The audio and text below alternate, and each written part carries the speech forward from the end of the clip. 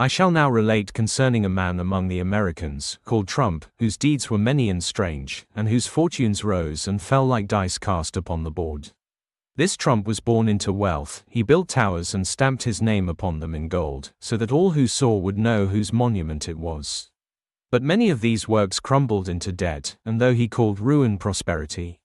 When his country called its sons to arms, Trump contrived by excuse to remain at home. Yet, he boasted of being a commander of men, though he had never stood in battle. In matters of women, he was reckless, speaking openly of deeds that others would blush even to whisper. Shamelessness he called boldness, and vulgarity he wore as a crown. In his time many scandals, both of wealth and of flesh, but none diminished his followers' devotion. And it is told that when Trump fell into disgrace or bankruptcy, he would rise again, declaring that his downfall was in truth a victory. Thus, he made of falsehood a kind of craft, boastfulness a shield against shame.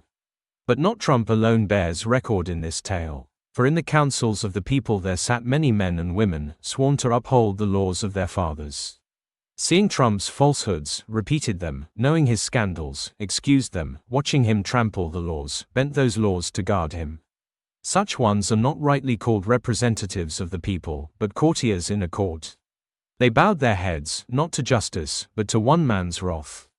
Out of fear, they surrendered the duty, and by this they showed that a tyrant never rises alone, but always upon the shoulders of those who carry his train. Thus, it was with Trump. His tongue became a forge of falsehoods, and his flatterers became the hammers that spread those falsehoods abroad.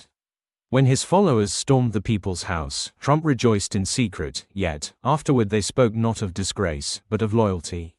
In this way they betrayed the republic that had entrusted them with power. And I say that Nemesis watches such things with patient eyes. For the gods strike not only the boastful king, but also the counselors who wink at his excess, and the magistrates who cover his shame.